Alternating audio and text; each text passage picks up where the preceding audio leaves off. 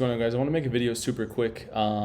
So Jack Mallers just got suspended on Twitter. So amazing, right? I mean, just 24 hours after he announced yesterday, right, that El Salvador is aiming to make Bitcoin legal tender, he's suspended on Twitter, right? And this goes back to, the countless examples we've seen over the last 2 years of Twitter just jumping in and suspending people, right? And this is there's no other question, right, in my mind. I mean, maybe this is an accident. We'll have to wait and see. But you see a pattern of behavior by Twitter where they continue to suspend people and remove their voice whenever these people are speaking out against the establishment, right? And this is clearly a move against the establishment aiming to implement a currency like Bitcoin into El Salvador because it's not within the control of government. One of the things I tweeted just a little bit ago that people need to see is that I think people have to be mindful of is really be on the lookout. Watch the propaganda starting to ramp up when it comes to the president of El Salvador. It's already been happening for a little bit because of the moves he's been making, trying to weed out corruption and some of the other things. But you see this over and over, just like the president of Ukraine, who came in there, right? I mean, this is an outsider, again, who's not the system guy, who comes in there and he starts to disrupt and ruffle some feathers and weed out corruption. And then you just see the media working overtime to try to, make him seem corrupt. Like, look at this article. This is the first thing that shows up in Google. Right, 39-year-old former ad agency was elected president. He's been called a hipster authoritarian and a Trump-like populist president. Populism means, literally, right, you're doing what the broader public wants you to do. And somehow that's a bad thing.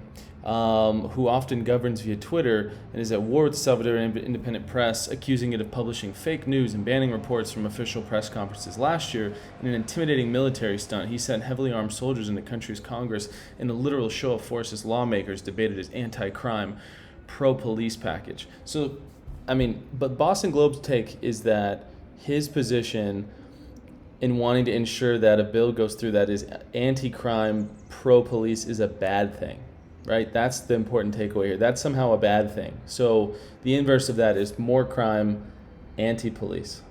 Okay, so we'll keep going. So despite all that, he enjoys widespread support. Look at this. Approval rating hovered around 90% since he took office.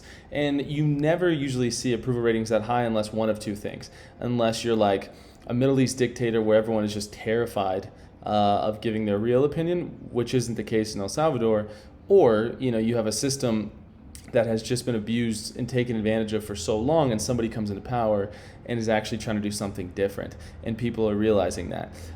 So again, this is just this is insane, right? I think that we're seeing this, and again, hopefully this is an accident.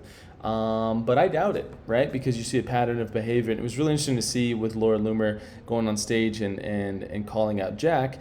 And then this happens, 24 hours later. It doesn't mean that Jack is sitting there with a button in his hotel room banning Jack Mallers. I doubt that he'd be doing that. But I think that the elephant in the room is probably that he's lost control of Twitter, and that there's outside and internal influences that are actually doing these things. And I think that he realizes that's going on and doesn't have a move to play. And so he's feeling probably helpless, like many other people who just see these kind of things happen. You're like, what the hell is this? How is this guy banned? And for what? What did he do? There's no logic. So I'll leave you guys with this. Be on the lookout. I guarantee you propaganda is going to start to ramp up around Bitcoin, around the president of El Salvador, and other countries that start to do this. It's going to be a battle as Bitcoin starts to make its way into more countries, but keep your eye on the prize. Don't fall for the hype. And don't watch any fake news. Have a good one, guys.